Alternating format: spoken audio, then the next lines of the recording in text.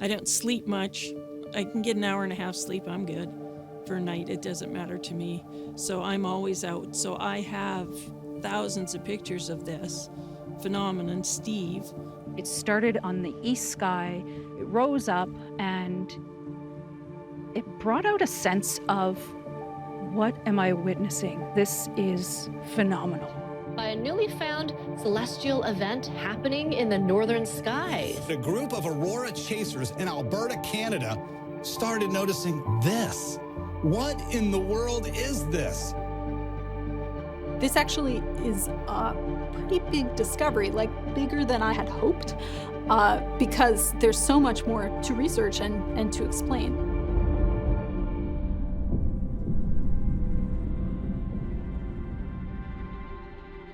The first time I saw it, it's still like, I still remember that time, I screaming and jumping. And I'm just trying to catch it, right? Because I know that this is important. Photography started as a hobby for me. I never thought I would be running into scientists at NASA. The science behind it and being able to play a part in that, even in a very small way, by capturing it. And, you know, there's a sense of connectivity to the other people that share the same passion. Another really exciting thing about this is it's largely an Alberta story. And it's something that I didn't even know about, 2 years ago. So I'm loving this.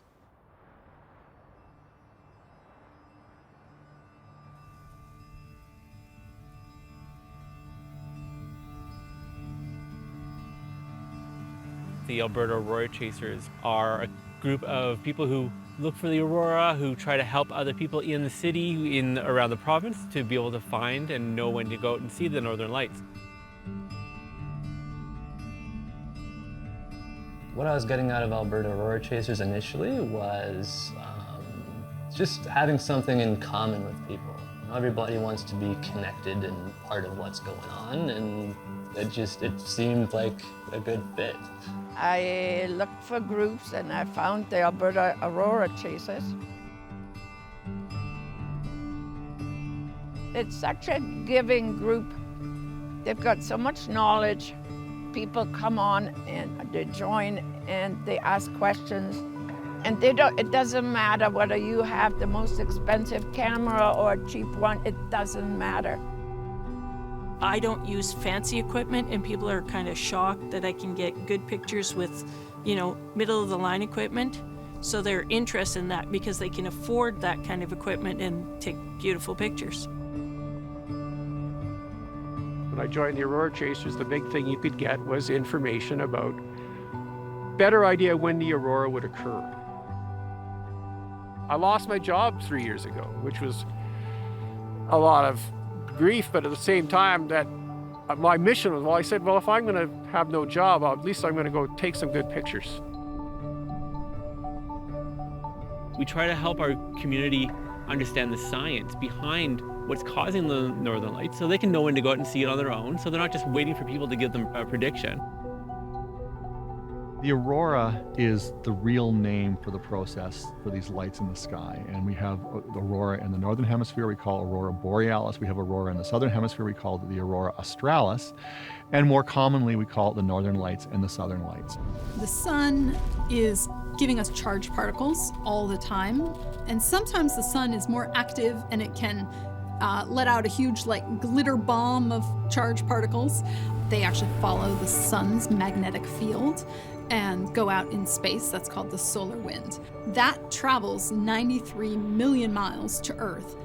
The solar wind interacts with the Earth's magnetic field, and the magnetic field stretches like a rubber band. And then when it releases, those particles can explosively come back toward Earth, and then it hits the upper atmosphere and loses energy as it goes down lower in altitude.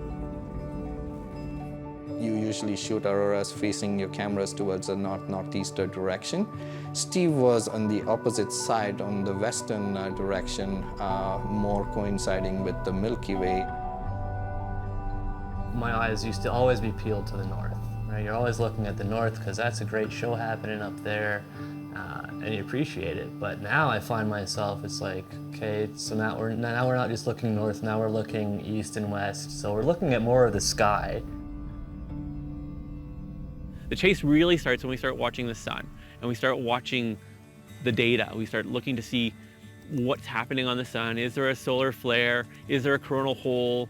Is that affecting the solar wind between the Earth and the sun? And then we start watching the sky to see where are we going to be able to find the clear sky. You can end up driving around quite a bit. And I mean, every night I go to the Aurora Chaser Facebook group and I look and see and if there's a thread set up for the night. So it usually starts off maybe around 7, 8 in the evening, a couple of hours before it starts to get dark. So people start commenting about clear skies. Initially, that's what we look for.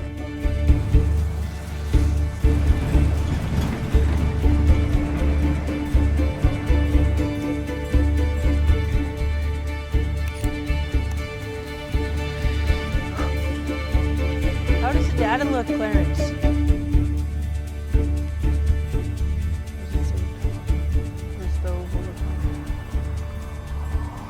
It's getting brighter. Okay, go within 100 kilometers. List. Let's give her a go. If there's clouds one night but Alberta isn't covered, we kind of rely on each other for clear sky. It's not just talking about aurora, it's like, where do we go to see it? So yeah, it's very helpful just to see people from all the different areas of Alberta kind of chiming in with what they're seeing.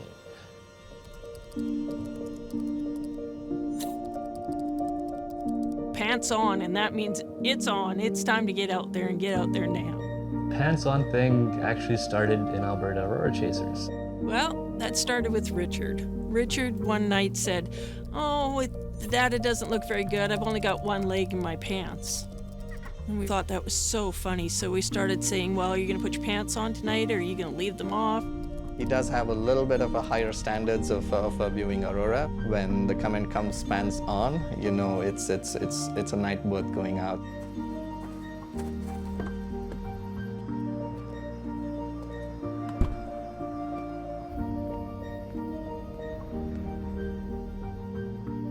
You're in the middle of nowhere, but you're still talking to people. One of the magics of social media that allows us to be able to communicate with each other, and we can share what we're seeing across the sky. 10 or 20 different people say, "Did you see that? Did you see that?" And they'll be from 500 kilometers apart.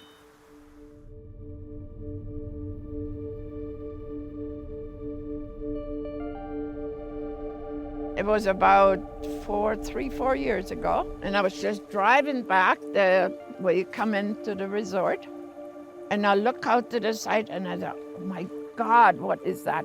There was a line right across the whole sky, kind of pink. It's really easy to miss Steve at times because as photographers, if you're going to shoot the aurora, you're always pointing your camera in the opposite direction. It took me almost a year until I really captured a nice diff. And I was at the right time, at the right place.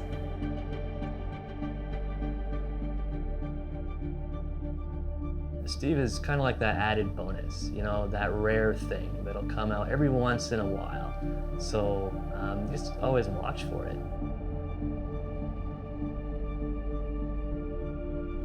The first time we saw it, we reached out to some of the other communities and we asked if they had ever seen it before, if they knew what it was. And they told us, oh, it's a proton. So we started calling it a proton. I have a friend named Elizabeth MacDonald who works for NASA, and we have every Friday afternoon a thing we call a colloquium where somebody comes and gives a talk to our department. And so I invited Liz to come and give a colloquium on her work on Aurorasaurus. And these colloquia are, you know, generally kind of lackluster events. And when Liz came, I remember walking into the room with her, and the room was packed. And not only that, it was packed with people that I didn't know who they were. And I sort of looked at her and said, "This is kind of odd, Liz. I don't know who these people are." And she said, "Oh, they're the Alberta Aurora Chasers." The Alberta Aurora Chasers really turned out in force and took time out of their day jobs and were really awesome. And what I discovered was this is a group of remarkably talented night sky photographers. And these people are taking the most beautiful pictures of the northern lights that I had ever seen. And so he takes out this image of this beautiful purple mauve streak across the sky. And I said, wow, I mean, I don't know what that is. I mean, it's not the proton aurora, but I don't know what that is. It became kind of clear that there was a public understanding of something called a proton arc, not a definition for this in the science. I'm a little bit facetious, so I proposed to the community, we call it Steve. And he was referring to this children's film called Over the Hedge. In the movie, the animals they encounter a really big thing that they don't know what it is. It's a big hedge, but they don't know what that is. And one of the animals said, let's call it Steve. And then everyone liked it, everyone felt comfortable. And then people just started calling it Steve on the Alberta Aurora Chasers page. And over the next few months, you'd see people posting, Steve was high in the sky over Alberta last night. I saw Steve over Lac des Arcs last night. And it was a fun thing, and that's what people were calling it at that point in time.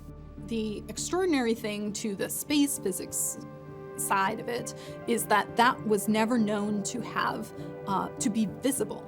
Like off-the-shelf cameras, normal cameras, are sensitive enough to pick it up. There are also a wonderful ground-based array of cameras across Canada fielded by the University of Calgary and Eric Donovan's group there. Steve was actually not showing up in those cameras as obviously as photographers. What we had came up with was the idea that if we could find what Steve looked like in my images, then we could bring all of the scientific tools to bear that we have and figure out what this thing is. We started seeing this thing, this little narrow feature, and we thought this might really be Steve. We had to have some confirmation, and I did something that I never thought I would do as part of my job as a scientist, and I went to my computer, logged on to Facebook, went to the Alberta Aurora Chasers page, and then said, did anybody see Steve last night? I showed him a photo of when it was just this purple streak in the sky. A ribbon of gas was dancing across the sky. This meant that this thing that we had in our image was absolutely, without any doubt, Steve. What we now know is that we can see this on the ground, and so then we can determine how long Steve lasts and literally how long it is, which is thousands of kilometers across Canada. And we could see in the data the magnetic field was not consistent with electrons coming down the magnetic field lines. And so this is really different than anything we would normally call aurora. We cannot actually fully predict when Steves will come out. There must be some reasons that Steve only occurs some of the time, but we don't fully understand what all of those are yet. So citizen science is actually a great way to observe that. And so it's really exciting for me because I'm going to actually be able to contribute to the growth of the knowledge about Steve. It's fascinated people around the world, and it's created a lot of interest in science, a lot of interest in the aurora. It's also helped people to realize that they can also make contributions to scientific research. And I've given talks to kids where, I see kids who aren't interested in the talk, not interested in the science at all, suddenly perk up when I say, and we discovered something called Steve. So I really like the name Steve. Scientists are always driven by passion for their naming convention. So there is an acronym for it. So they've still kept it Steve. So Steve is now called. Okay, we don't know it. But... Yeah. Steve is a strong thermal. So Steve stands for Strong Thermal Emission Velocity Enhancement.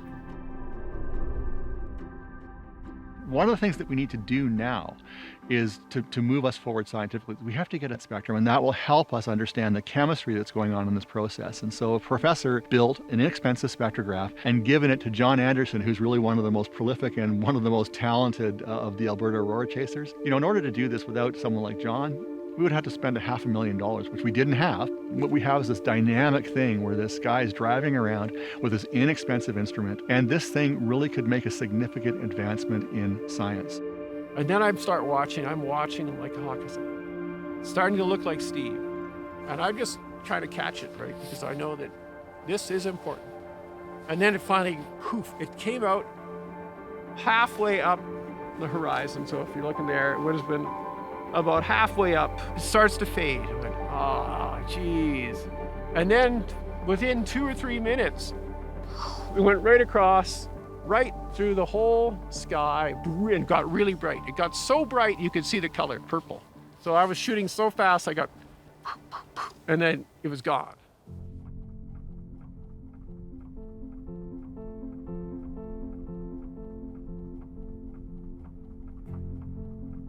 It was exciting because it's like a job, right? It's like, it's a mission, it's a job, and it's exciting because I actually caught it. So it's like, yes, I did it. Steve's, it's a great community story of citizen science coming together, but it is a mystery that still remains to be unraveled, I guess. Maybe they can figure out what it is. It'd be really neat to be part of something so great. There's a huge shroud of mystery to it still that is exciting to be part of.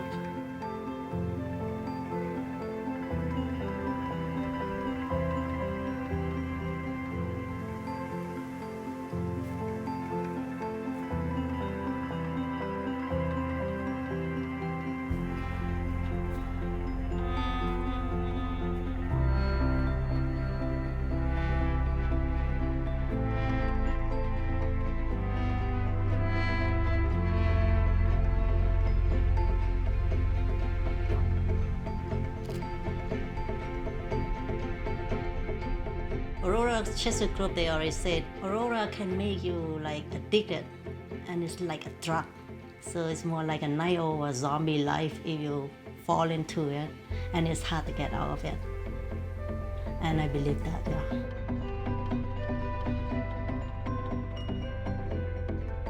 I think it puts you in a completely different world, and it's, I don't know, it's hard to explain what it is, but it is a very mesmerizing experience. Yeah, I followed my dream. And I'm sure some people think maybe I'm, going out in the middle of the night taking pictures. But it makes me feel good. It's what I want to do. Yeah. One guy told me, once you've seen one, you've seen them all. And I'm like, no. It does take a special kind of person to stay up all night and then get up in the morning and function. It takes a strong person, I think, to do that.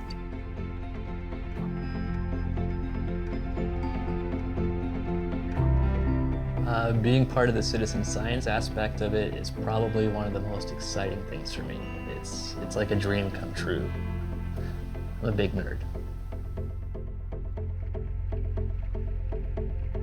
I've really come to appreciate citizen science. I used to think of citizen science as legions of people who were doing kind of grunt work that scientists didn't want to do, and that is not at all what my experience of this has been.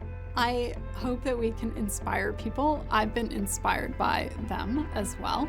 So I don't really think of myself as a rock star just because I work at NASA. It really takes everybody working together. When I'm outside and I'm looking at the stars, I'm looking at the northern lights, I'm looking at everything that's happening above me, it is humbling. We're made of the same stuff. I'm a part of everything that's happening in the sky. I love that the science and the love of these lights is connecting people closely to the earth and the beauty that it offers, especially up here in Canada. Anything that brings people together in an appreciation for what our surroundings and where we live is a wonderful thing.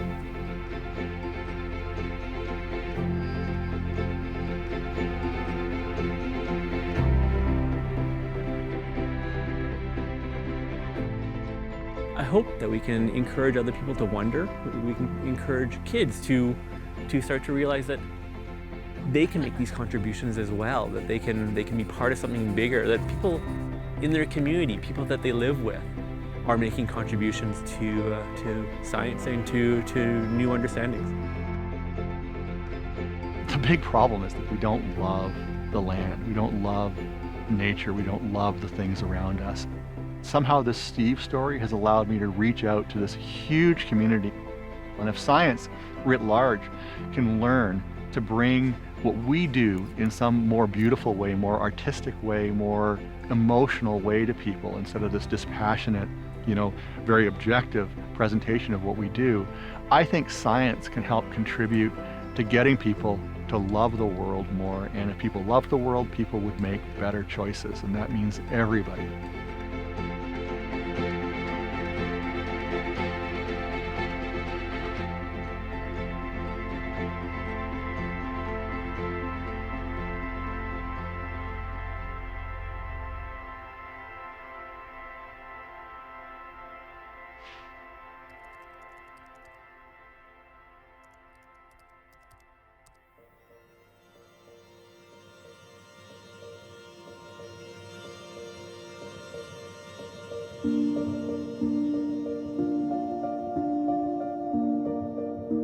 Rexy, you get in one of these dinosaur costumes and you can't help but to laugh. Even if you're alone or with your dog.